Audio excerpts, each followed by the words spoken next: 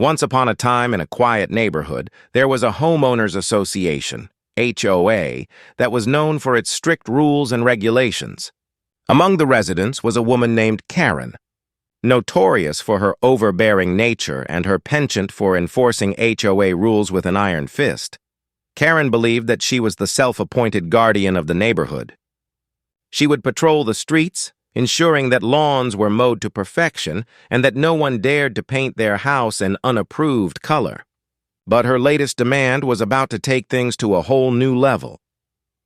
One sunny afternoon, Karen decided that all HOA-related mail should be sent directly to the local post office. She claimed it was for efficiency and security, but her true motive was to exert even more control over her neighbors. Karen marched into the post office, demanding that all HOA correspondence be held there for her to distribute as she saw fit. The postmaster, Mr. Thompson, was a kind and patient man who had dealt with many peculiar requests over the years, but this one took the cake. "Ma'am, that's not how mail works," he explained politely. "The mail needs to be delivered to each resident's address. It's their right, but Karen wasn't having it. She raised her voice, insisting that she was in charge of the HOA and that the post office had no choice but to comply with her demands. The other patrons in the post office began to stare, and the atmosphere grew tense. Mr. Thompson, feeling overwhelmed, decided to take a stand. "I'm sorry, but I must insist that you leave. If you continue to disrupt the post office, I will have no choice but to call the authorities." Karen scoffed, believing she could intimidate him. "Go ahead. They'll side with me. I'm the HOA president." As Mr. Thompson picked up the phone, Karen's bravado began to waver. Within minutes, the local authorities arrived. They were familiar with Karen and her antics, having received numerous complaints about her behavior in the neighborhood.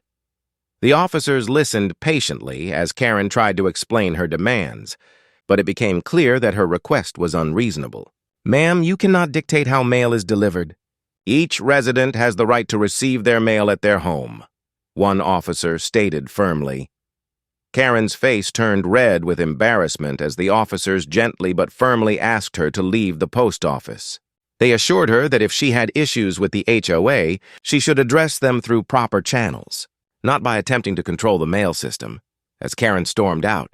Muttering about how she would take this to the board, the other patrons erupted in laughter and applause for Mr. Thompson. He had stood his ground and maintained the integrity of the post office, much to the relief of the community. From that day forward, Karen learned that her attempts to control everything would not go unchallenged. Residents began to rally together, sharing stories of her overreach, and even forming a neighborhood watch to ensure that everyone felt safe and respected.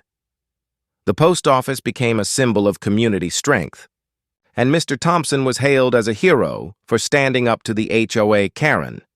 The neighborhood thrived, and Karen, realizing she could not win against the unity of the people, decided it was time to change her ways. And so, the story of the HOA Karen and the Postmaster became a legendary tale in the neighborhood, reminding everyone that sometimes standing up for what is right can lead to powerful changes in the community.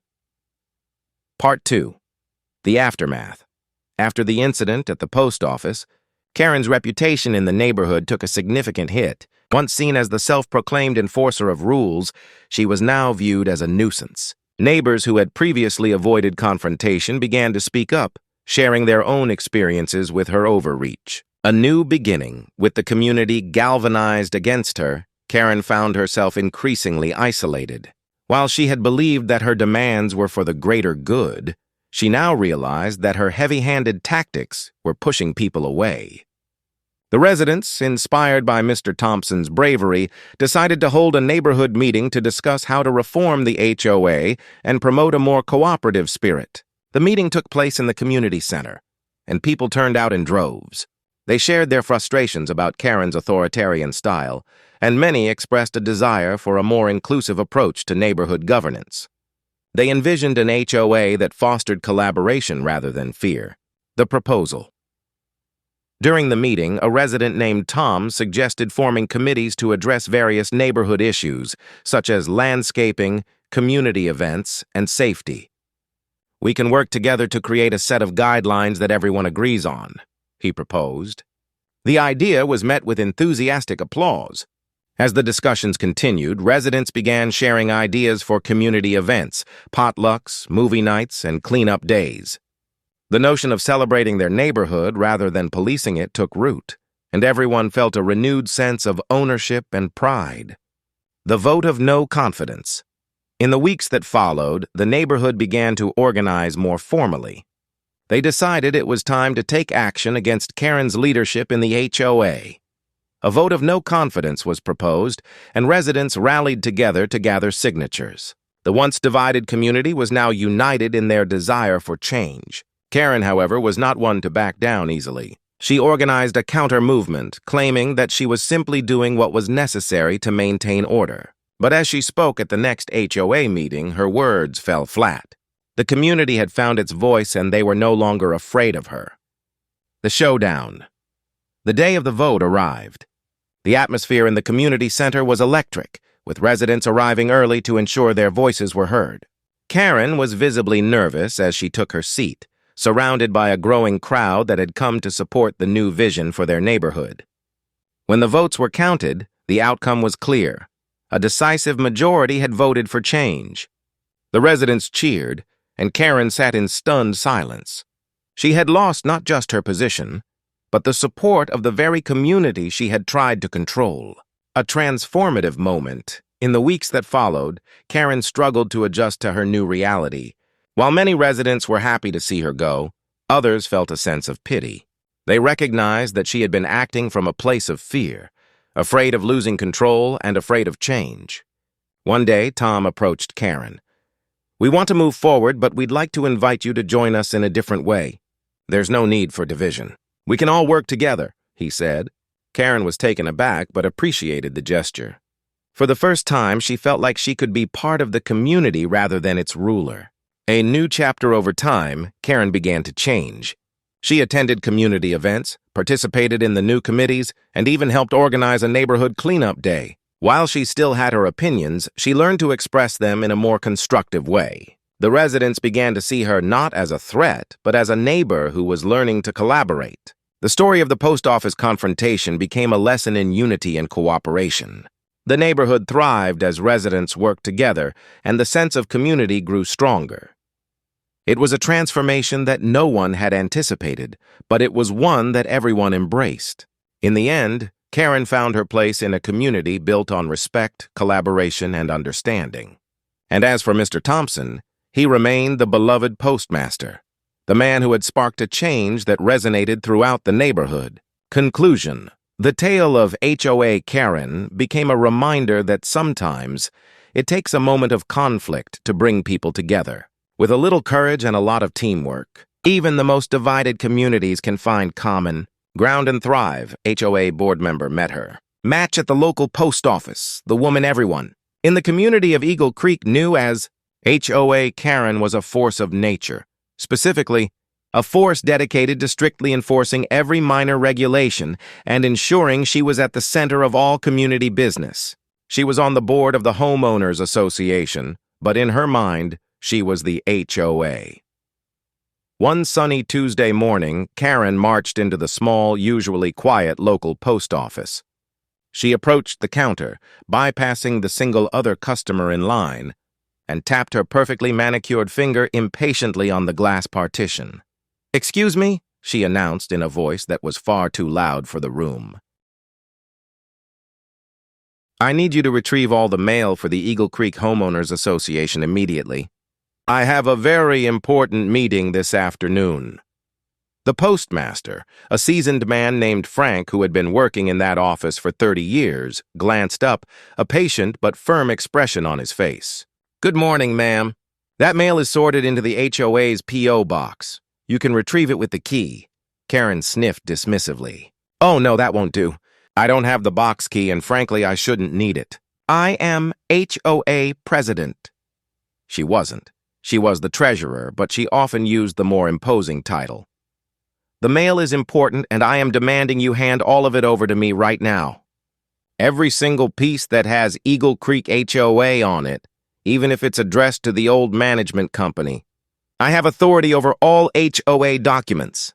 Postmaster Frank set down the stack of packages he was sorting. His jaw tightened slightly.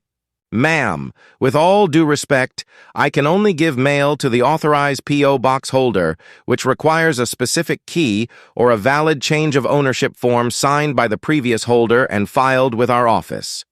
I can't just hand over mail addressed to dozens of different property addresses, or even the main box, simply because you say you're on the board. With the successful vote of no confidence behind them, the community felt a renewed sense of purpose. The new leadership team, which included Mr. Thompson, and several other enthusiastic residents, set about drafting a new set of guidelines for the HOA. They aimed to create an environment based on collaboration, respect, and mutual support. Building bridges. Realizing that communication was key, the new HOA leadership organized monthly community meetings. These gatherings were designed to encourage open dialogue among residents, allowing everyone to share their thoughts and ideas. They also established an online forum where residents could post suggestions, report issues, and offer help to one another. The first meeting was a huge success. Residents arrived with ideas for neighborhood improvements, from beautifying common areas to starting community gardens. Karen, now a more welcomed presence, contributed her thoughts as well, suggesting ways to enhance safety in the neighborhood without overstepping boundaries. The community garden. One of the most popular ideas was to create a community garden. The residents decided to transform an empty lot into a vibrant garden where everyone could contribute and benefit from the harvest.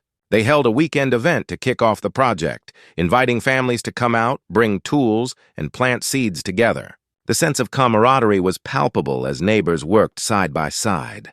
Kids dug holes while parents planted flowers and vegetables, and laughter echoed through the air. Karen found herself smiling as she joined in, helping children plant their first seeds. For the first time, she felt like she was truly part of something positive. The Festival of Unity. Inspired by the success of the garden, the new HOA leadership proposed hosting a Festival of Unity to celebrate their progress as a community. The festival would feature local music, food stalls, games, and activities for children. It was an opportunity for everyone to come together and enjoy the fruits of their labor, both literally and figuratively. As the festival date approached, excitement buzzed through the neighborhood. Residents volunteered their time to set up booths, plan activities, and organize food. Karen took charge of the decoration committee, channeling her once controlling nature into something productive and fun. A surprise guest. On the day of the festival, the atmosphere was electric. Colorful banners fluttered in the breeze, and the smell of delicious food wafted through the air. Families gathered, children played games, and laughter filled the park. Just as the festivities were in full swing, a surprise guest arrived. Mr. Thompson, the postmaster, had brought along a special cake decorated with the words, "Community Strong." He presented it to the residents as a token of appreciation for their hard work and unity. The crowd erupted in applause, and Karen stepped forward to thank Mr. Thompson. "You inspired us to stand together," she said. "We couldn't have done this without you." The postmaster smiled, proud to see the community thriving. Reflections and growth. As the sun set on the festival, residents gathered to share stories and reflect on how far they had come. Karen spoke candidly about her past behavior and how she had learned the importance of listening and collaborating. "I realize now that being a leader means serving the community, not controlling it," she admitted. The residents cheered, appreciating her honesty. They recognized that growth comes from understanding and change, and Karen had taken significant steps in the right direction. A new beginning. As the festival concluded, the neighborhood had transformed from a place of division to a thriving community filled with support and friendship. Each resident, including Karen, had learned valuable lessons about collaboration, respect, and the power of unity. The story of HOA Karen became a local legend, a tale of how conflict could lead to transformation and how even the most challenging situations could foster growth. The community moved forward stronger than ever, embracing new traditions and celebrating their shared vision for the future. Conclusion: the legacy of change. In the years that followed, the neighborhood flourished. The community garden became a staple, providing fresh produce and a gathering place for families. The Festival of Unity was held annually, symbolizing the values of collaboration and togetherness. Karen found joy in her new role as a supportive community member, often organizing events and helping her neighbors. She had transformed from a figure of fear to one of friendship and trust, proving that change is possible for anyone willing to learn. And Mr. Thompson? He remained the beloved Postmaster, the man who had sparked a movement that turned a divided neighborhood into a thriving community. Together, they had created a legacy of unity, reminding everyone that sometimes the greatest strength lies in coming together.